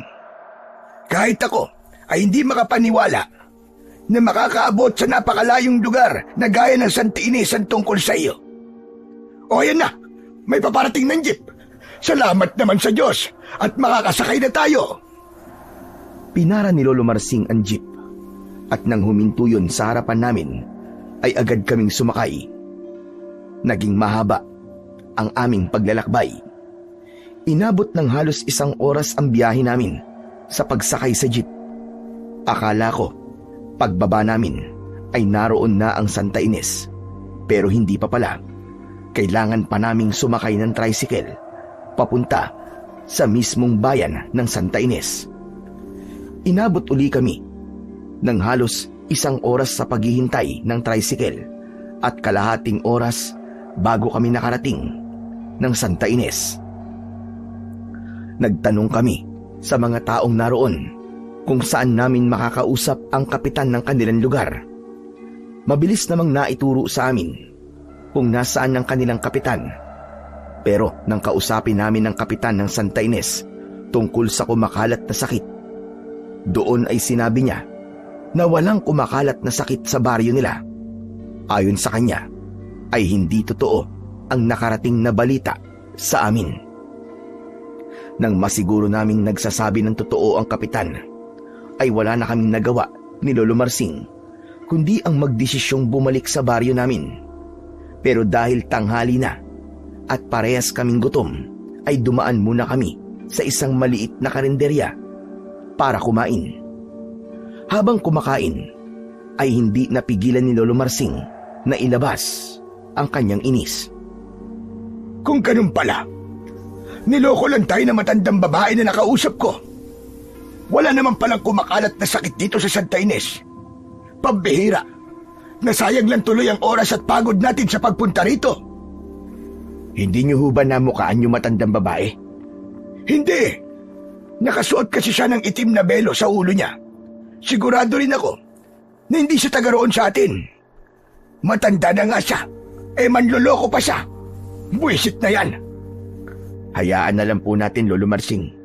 Ang importante ay malaman natin na maayos naman po pala ang lagay ng mga tao rito. Kahit na, kapag nakita ko ulit ang matandang yon, ay pagsasabihan ko siya. Baka hindi ko pa mapigilan ang sarili ko na murahin siya. Sa totoo lang, ay medyo nainis din ako sa nangyari. Bumiyahe kasi kami ng ilang oras para makarating sa Santa Ines. Tapos malalaman namin na wala naman palang sakit na kumakalat doon. Hindi sa hindi ako masaya na ligtas ang mga tao ron. Pero oras at pagod ang nasayang sa amin ni Lolo Marsing. Iniwanan namin ang mga gawain namin sa taniman ng gulay para sa isang walang kwentang bagay. Pero hindi ko na pinaramdam kay Lolo Marsing na naiinis din ako kagaya niya dahil baka mas lalong uminit ang ulo niya. Matapos naming kumain ay nag-abang na kami ng tricycle palabas ng Santa Ines. Isang babae ang dumaan at tinanong namin kung anong oras madalas na may tricycle na dumaraan palabas ng Santa Ines. At ang sagot ng babae ay tuwing umaga lang may pumapasok na tricycle sa lugar na yon. Dahil sa nalaman namin, ay nagdesisyon kaming maglakad na lang palabas ng Santa Ines. Inabot kami ng halos 1 oras sa paglalakad bago kami nakarating sa kalsada kung saan kami maghihintay ng jeep. Sa kasamaang palad, inabot kami ng ilang oras na walang jeep na dumaan. Pambihira, malapit ng dumilim.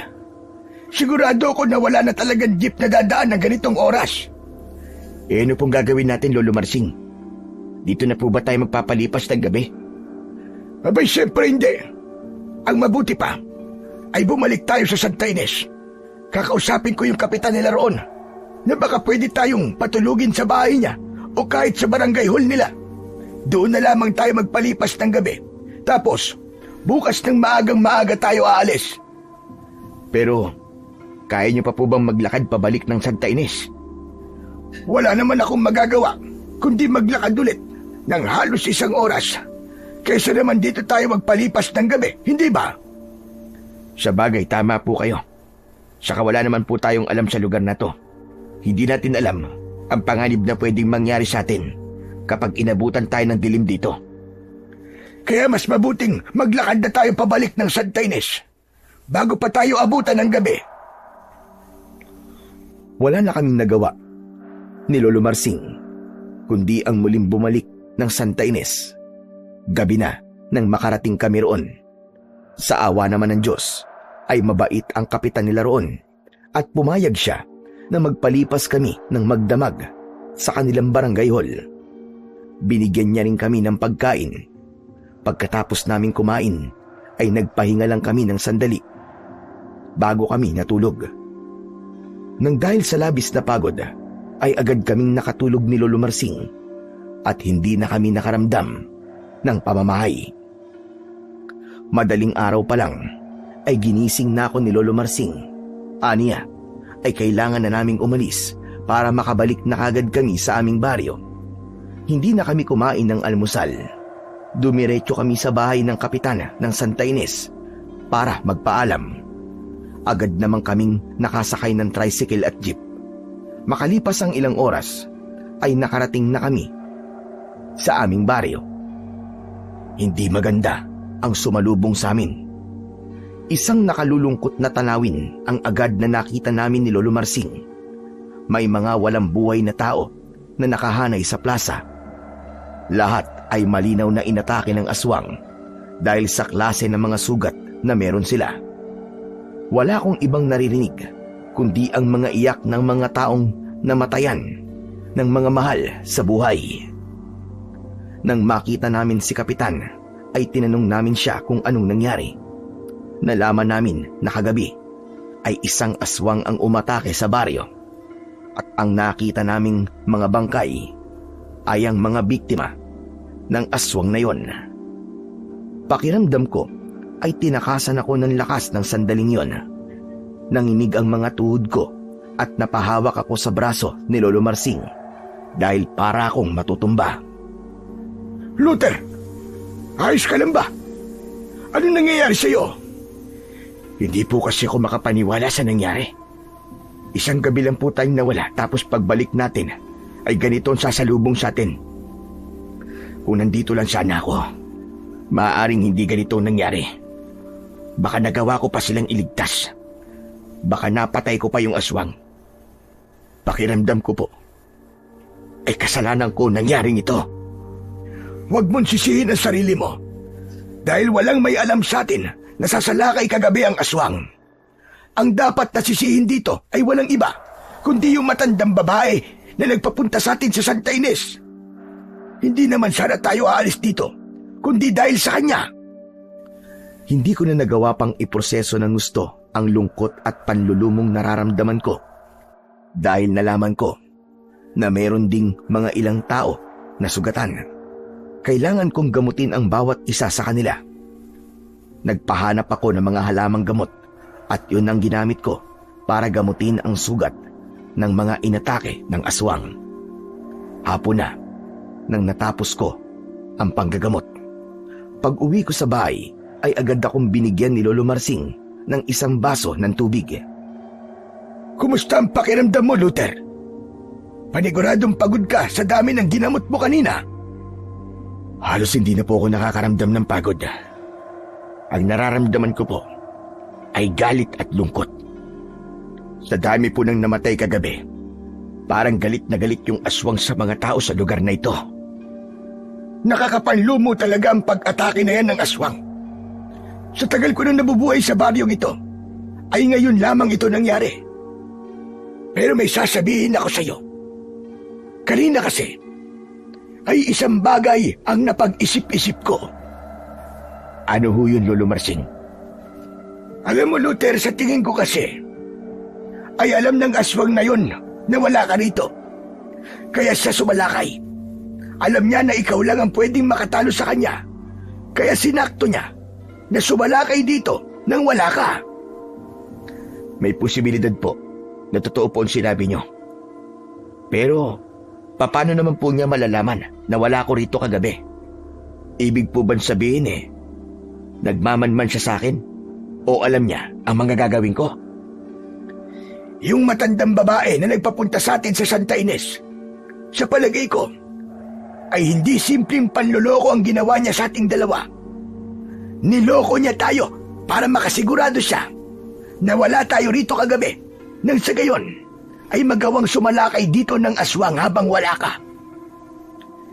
Dalawa ang aking hinala. Maaaring kasabwat ng aswang ang matandang babae na yon. O kaya naman, siya mismo ang aswang. Nanlamig ako sa mga sinabing yun ni Lolo Marsing dahil mukhang tama ang lahat ng kanyang sinabi. Pero ang ipinagtaka ko lang ay kung sino nga ba ang matandang babae na nakausap ni Lolo Marsing. Isa yung malaking palaisipan para sa akin at naniniwala ko na kapag nalaman ko kung sino ang matandang babaeng yon ay mas makapag-iisip ako ng maayos na plano para mabigyan ko ng solusyon ang napakalaking problemang kinakaharap ngayon ng baryo namin. Kinagabihan, matapos namin maghapunan, ay sumama kaming muli ni Lolo Marsing sa mga tanod na magroronda. Natoka ko na sumama sa mga tanod na kailangang magpunta sa gubat habang si Lolo Marsing ay sa mismong baryo naman. Nagdala ko ng itak At suot ko sa akin leg ang anting-anting na ginagamit ko sa tuwing kailangan kong makipaglaban sa mga aswang. Kapag suot ko yun, ay nagkakaroon ako ng kakaibang lakas ng katawan at ganun din ang aking pakiramdam. Nararamdaman ko kapag merong malapit sa akin na aswang. Nang nasa loob na kami ng gubat, ay naghiwa-hiwalay kami ng mga tanod. Sa una ay hindi ko nararamdaman ang aswang at sa tingin ko ay wala siya roon.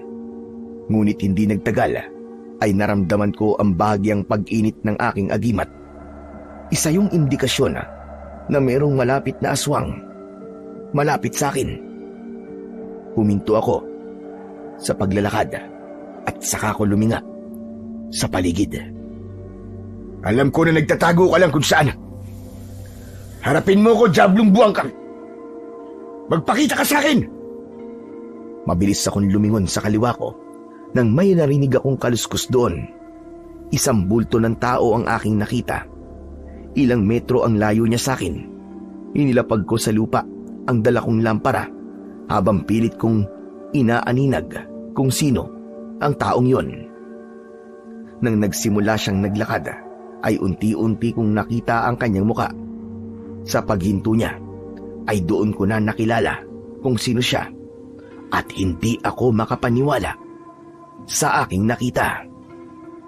Aling Donna, ano ang ginagawa niyo rito? Dahil gusto kong malaman ang nangyayari sa'yo. Gusto ko ba siguro na pinagbabayaran mo ang pagpatay mo sa aking apo? Kailangan kong makasiguro na naghihirap ka. Umalis na po kayo rito. Delikado po sa lugar na ito dahil merong aswang dito. Nang umalis ka sa baryo natin ay hinanap kita. Akala ko ay hindi ko na malalaman kung saan ka nagpunta.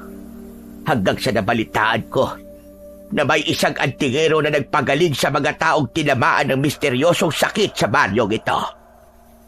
Wala akong ibang kilalang antingero na nanggagamot kundi tanging ikaw lang.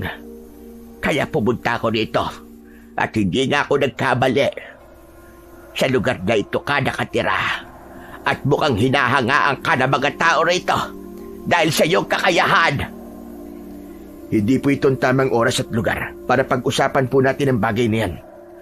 Sige na ho, kailangan niyo na hong umalis dito. Aalis lang ako rito kapag nasiguro kong naghihirap ka. Hindi ka pwedeng mabuhay ng masaya dahil hindi ka nararapat sa ganong uri ng pamumuhay. Sigurado ko na gagawin mo rin dito ang ginawa mo sa baryo natin. Sa una ka lang magaling. Sa una ka lang maaasahan. Pero kapag tumagal na at nakuha mo ng tiwala ng lahat, ay doon mo na ipapakita ang totoo mong kulay. Kailan niyo po ba tatanggapin sa sarili niyo na wala akong kinalaman sa pagkamatay ni Boyboy? Hindi ko kasalanan na namatay siya. Naging matapat lang ako sa inyo na hindi ko siya kayang pagalingin. Gusto niyo po ba talagang diretsahin ko na kayo? Kung meron man dapat sisihin sa pagkamatay ng apo niyo ay walang iba kundi ikaw yun. Anong sinabi mo? Aling Donna, kung nakinig lang sana kayo sa akin na pumayag kayong dali natin sa ospital si Boyboy, sigurado ko na buhay pa rin siya hanggang ngayon. Walang hiya ka. Sa tingin mo ba ay gusto ko mamatay ang apo ko? Ang kapal ng pagmumukha mo. Ikaw ang pumatay sa kanya. Alam kong kaya-kaya mo siyang pagalingin, pero hindi mo ginawa. Ikaw ang pumatay sa kanya. Alam niyo, Aling Donna, wala nang kwenta tong pag-uusap natin. Kahit na ano namang sabihin ko sa inyo ay hindi niyo ako pakikinggan dahil talagang naniniwala kayo na ako ang pumatay kay Boyboy. Naiintindihan kita. Hindi mo kasi matanggap na namatay si Boyboy nang dahil sa'yo. Pasensya na po kayo kung nakakapagsalita ako ng ganito, pero kailangan niyong marinig ang katotohanan. At baka sakaling matauhan kayo. Hayop ka. Talagang ubod ka na sama. Hindi ako makapaniwala na sa akin mo isinisisi ang pagkamatay ng sarili kong apo. Walang iyakan talaga! May mas importanteng bagay pa akong kailangan gawin. At kailangan ko na kayong iwan, Aling Donna. Kung ayaw niyong umalis dito, ay kayo ho ang bahala. Basta't huwag niyo akong sisisihin kapag may masamang nangyari sa inyo dahil nagpaalala na po ako sa inyo. Hindi ko na hinintay na magsalita si Aling Donna at tumalikod na ako. Naglakad ako palayo sa kanya.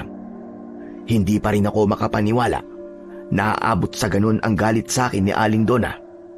Talagang inalam niya pa kung nasaan ako para malaman niya kung masaya ba ako o hindi. Ngunit bigla kong natigilan ng isang bagay ang pumasok sa utak ko. Teka, ang sabi ni Lolo Marsing, isang matandang babae ang nagpapunta sa amin ng Santa Ines. Hindi kaya si Aling Donna ang matandang yun? Babalikan ko sana si Aling Donna para tanungin siya tungkol sa bagay na yon. Pero paglingon ko ay wala na siya sa kinatatayuan niya kanina. Luminga ako at muli kong naramdaman ang presensya ng aswang sa paligid. Inihanda ko ang sarili ko dahil nararamdaman kong papalapit na sa akin ang aswang. Hindi ko nga lang matukoy kung nasan siya hanggang sa may narinig akong kaluskos mula sa itaas. Pagtingala ko ay isang aswang ang biglang tumalon mula sa sanga ng puno. Nakaumang ang matutulis niyang kuko sa akin. Mabilis akong umiwas at nang lumapag ang aswang sa lupa ay marahan siyang tumayo. Tinignan niya ako gamit ang nanlilisik niyang mga mata. Kahindik-hindik ang itsura ng aswang.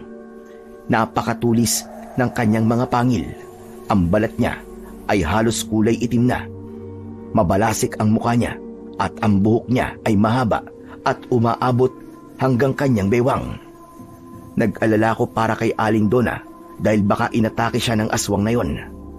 Pero naisip ko na kailangan kong unahing labanan ang aswang bago ko hanapin si Aling Donna. Sa wakas, hayop ka. Nagpakita ka na rin sa akin. Magbabayad ka sa lahat ng buhay na kinuha mo. Ikaw ang dapat na magbayad sa akin. Papatayin kita. Ako mismo ang papatay sa'yo. Galit na sumigaw ang aswang. Bago siya tumakbo, papalapit sa akin. Tumalon siya ng mataas at sinunggaban niya ako. Tinaga ko siya at gumuhit ang talim ng itak ko sa kanyang pisngi. Mabilis na lumayo sa akin ang aswang. Ang buong akala ko ay tatakas siya, pero muli siyang umatake. Mabilis siyang gumapang sa lupa at nang malapit na siya sa akin, ay bigla niya akong sinunggaban. Tatagain ko sana ulit ang aswang, pero nagawa niyang hawakan ang kamay ko. Nabitiwan ko ang itak nang kagatin niya ako sa braso. Umalingaw-ngaw ang sigaw ko sa gubat. Malakas kong pinagsusuntok ang likod ng ulo ng aswang hanggang sa kumawala ang mga ngipin niya sa aking braso. Sinamantala ko ang pagkakataon na yon para kunin ang aking matalas na itak. Pagkakuha ko ng itak, ay agad ko yung itinarak sa tiyan ng aswang. Nagulat ang aswang sa bilis ng galaw ko. Napakapit siya sa braso ko hanggang sa humagalpos siya at napahiga sa lupa. Nagulantang ako nang bumalik sa pagiging tao ang aswang at natuklasan ko na si Aling Donna ang aswang. Anak ng putya! Aling Donna! Ikaw ang aswang! Parang awa mo na, Lote. Wag mo akong papatayin. Hindi. Paano to nangyari? Paano ka naging isang aswang? Noon pa man, ay isa na akong aswang. Meron lang akong ginagamit na agimat para hindi mo maramdaman ang pagiging aswang ko kapag isa akong tao. Parang awa mo na. Ayoko pagmamatay. Nagangako ko na aalis na ako sa lugar na ito at hindi na ako kailanman babalik pa. At paano naman ang mga taong pinatay nyo? Sa tingin nyo ba, ay matutuwa sila kapag hinayaan ko kayong mabuhay? Hindi nila malalaman na pinatakas mo ko. Maawa ka sa akin, Luther. Gusto ko pang mabuhay. Nang sandaling yon, ay nagtalo ang puso at isip ko. Sinasabi ng isip ko na kailangan kong patayin si Aling Donna dahil sa dami ng mga taong pinatay niya. Pero iba naman ang gusto ng puso ko. Sinasabi nun na hayaan ko na lamang na tumakas at mabuhay si Aling Donna. Sige, pagbibigyan ko kayo. Hahayaan ko kayong umalis. Pero kapag bumalik pa kayo rito, ay talagang papatayin na kita. Tandaan mo yan. Maraming salamat, Luther. Maraming salamat. Tumalikod na ako at marahan akong naglakad palayo. Mabigat ang dibdib ko dahil sa katotohanan na nalaman ko sa gabing yon. Pakiramdam ko ay panaginip lamang ang lahat. Hindi ako makapaniwala na isa palang aswang ang kababaryo ko na si Aling Donna. Sa gitna ng aking paglalakad ay napahinto ako dahil nakita ko si Lolo Marsing sa unahan ko. Palapit siya sa akin. Tatawagin ko sana siya, pero nagtaka ko nang tumakbo siya papunta sa akin habang nakaumang ang hawak niyang sibat. Pinayuko ako ni Lolo Marsing at kahit naguguluhan ako ay sinunod ko siya. Matapos kong yumuko ay ibinato ng ubod lakas ni Lolo Marsing ang sibat. Narinig ko na bumaon kung saan ang sibat at paglingon ko ay nakita ko si Aling Donna na nasa anyong aswang. Nakatarak ang sibat sa tapat mismo ng puso niya. Nanlalaki ang kanyang mga mata na parabang hindi siya makapaniwala sa nangyari sa kanya. Hanggang sa muling bumagsak sa lupa ang aswang at sa pagkakataon na yon ay sigurado kong patay na siya. Lumapit sa akin si Lolo Marsing at nahindik siya nang nakita niya nang malapitan ang aswang. Diyos ko! Talaga nga palang nakakatakot ang itsura ng aswang na yan. Mabuti na lang at sakto ang dating ko. Nakita ko kasi na haatakihin ka niya, kaya naman pinayuko kita kagad para masibat ko siya. Maraming salamat po sa inyo, Lolo Marsing. Pero sayang, binigyan ko na ho siya ng pagkakataong makatakas at magbagong buhay matapos namin maglaban. Pero sinayang niya ang pagkakataon na yon. Unti-unting bumalik sa pagiging tao ang aswang at trumihistro ang gulat sa muka ni Lolo Marsing nang makita niya si Aling Donna. Diyos ko po! Ang matandang yan! Yan yung matandang babae na nagpapunta sa atin sa Santa Ines.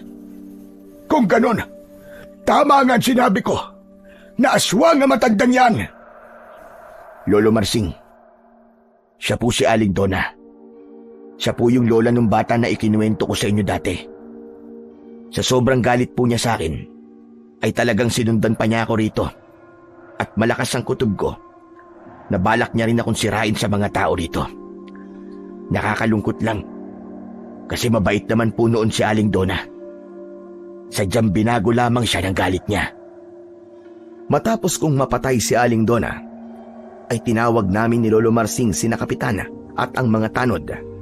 Sinunog namin ang katawan ng aswang.